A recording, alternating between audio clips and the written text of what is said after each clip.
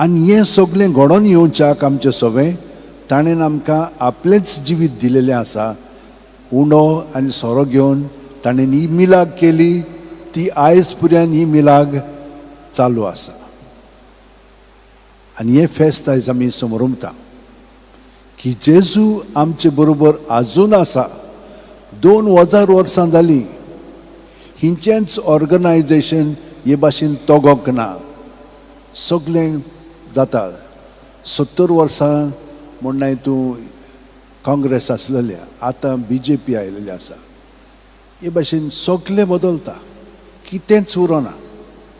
पूण देवाचें राज आज पर्यंत इगोर्ज मातयेन चालू आसा आनी एकदम दृढ जाता. आमी सगळीं मोगाळ मनशां, कित्याक लागून जेजू आमच्या काळजांनी आसा, नाजाल्यार आमी तांचे भाशेन जातले आसले हांव.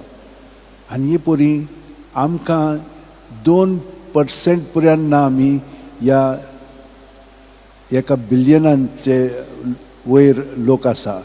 2% आमी, आनी आमकां ती भियेतात.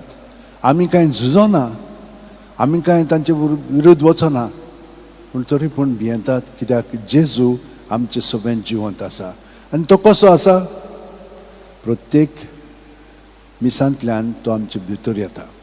जशे भाशेन आयज आमी पळयलां, जेजू तांकां आपलें उतर दितालो, तांकां सगळ्यांक शिकयतालो. हजारांनी लोक थंयसर आसलेले, 5000 दादलेच आसलेले.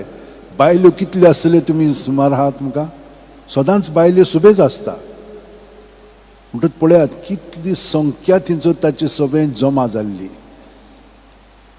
तांकां ताणें शिकोवण दिली, तांची मनां ताणें उजवाडायली. त्या उपरांत ताणें सांगलें तांकां कितें तरी जेवण दिवया म्हणून. जशे भाशेन 5 उंडे आनी 2 मासले घेवन ताणें बापाक दोळे उबारले, बेसांवन ताचेर घातलें आनी तांकां मोडून दिले वांटात म्हणून. ते वांटीत गेले आनी इतल्या लोकांनी धादोसकायेन जेवन खावन इतले पांटले, 12 पांटले पर्यंत कोरोन ते एकठांय केले त्या उण्यांनी. इतलें तो आमकां दिता.